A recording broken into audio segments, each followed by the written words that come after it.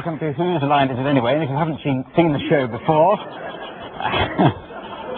then you're seeing it for the first time now. Now, in this program, the performers have to make up things as they go along without preparation or rehearsal, which, let's face it, hasn't been seen on television since Crossroads went off the air. Now, in the show tonight, we have Tony Slattery, who was apparently a great success with the viewers last time he was with us. You can stop writing the letters now, Mrs. Slattery. Now, this first game is called Authors, and there's a little bit of preparation involved in this, in the sense that each of them has come along with a famous author in mind, ready to tell a story using the style of that famous author. So if you'd like to come forward ready to do the storytelling. Tony, you have to start off, I'm afraid. Now, who is your author? Yes, my author is the black magic author, Dennis Wheatley. Dennis Wheatley, who writes about those chocolates, yes? We need a title for this story for them to tell. So anyone got a good title for a story? And the Day of the Big Bang. Yes.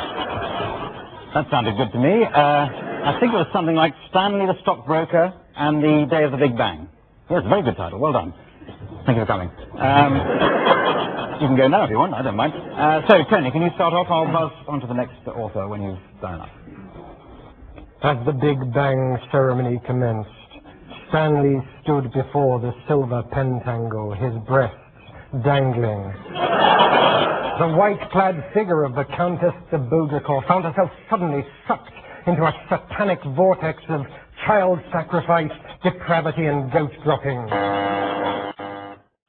Good Lord Charles was Stanley's father. He was also a stockbroker. On your knees, farm boy. This game is called Film and Theatre Styles. We're going to start off with Tony and Jonathan, and you're going to be improvising a little scene for us. But we'd like the studio audience to provide us with some film theatre styles that they can be sort of chopped and changed. Sorry? One-woman show. A one-woman show. Great. Japanese no theatre. Japanese no theatre. Hang on, amateur dramatics. Haven't we had that before? What? Bedroom farce. Sorry? Brechtian. Oh, yeah, I like that. German expressionist. I think that's melodrama. I think we're quite enough now. I don't think we're going to get through all those. Oh, yeah, I've got to give you a scene, haven't I? So, Tony and Jonathan, can you pretend to be a loan shark and the debtor? Somebody that owes money to the loan shark. Start off just without a style at all. You got the time for it? Yes, right. Thanks very much. On you go. On you go. Right. Whenever you like. Yeah. I understand your difficulty. I am the person to help. What is the problem? Why don't you trust me? Well, it's just, I used this voice last time as well. I recognise you from last time. You were in debt then as well. Yes. No theatre. Japanese no theatre.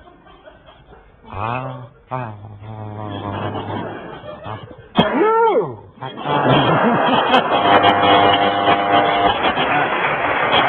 Dear.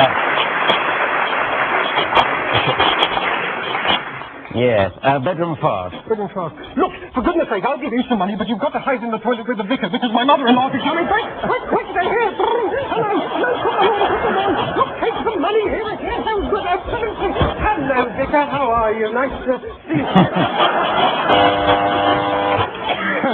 Amateur dramaticals. Yes, you want some money? I'll go and get some. Gosh. This should... Sorry. This should prompt... What's the matter? One more. Gilbert and Sullivan.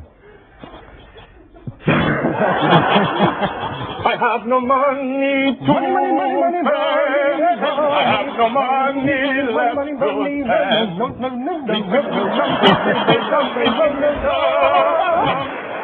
Thank you very much. Thank you. Right. Well, that was...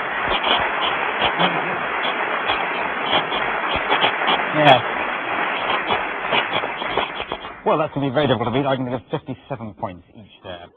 Now, next game is called the World's Worst. I mean, it's a quick fire round. They all take part and have to step forward as soon as they can think of the world's worst person to meet on a blind date. So if you'd like to come forward and stand on the world's worst step there, just as you think of them, this should be it. Hello, you must be Debbie. Do you want to go for an Indian?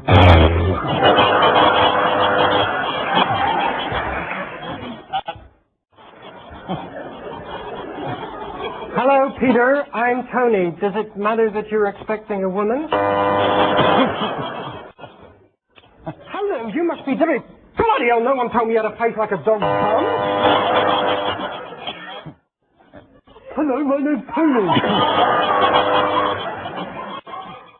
Now, this next game is called Props, and John and Jonathan, here's a prop for you, and you've got to come up with as many different ways of using that as possible in the time available.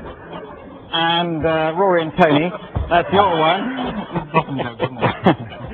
One or both of these have been provided by the studio audience. It's just come out of their handbag or something. It's quite extraordinary. So we buzz between the two, starting with John and Jonathan. There's many different ways you can... This is the latest in the John Paul Gaultier Total Pratt range. Not finished yet. No, tell.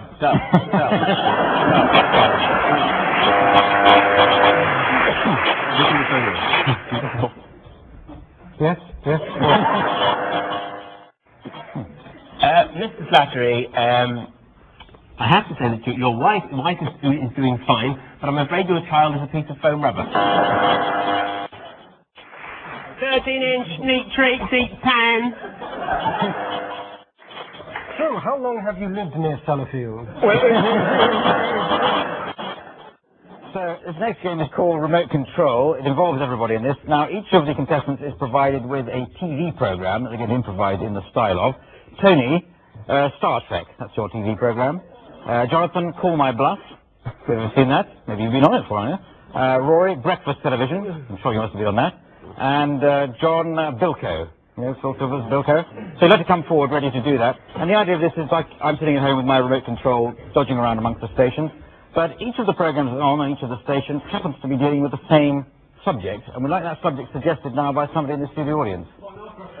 Pornography. Yes, why not?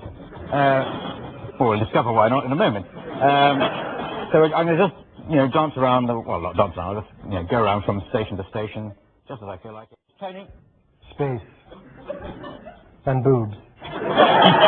Lots of them. These are the voyages of my hands. Lieutenant Uhura, would you like to gasp at my veiny bang stick? What's the latest, Mr. Spock? Well, Captain, my horny manliness is beginning to stir. John.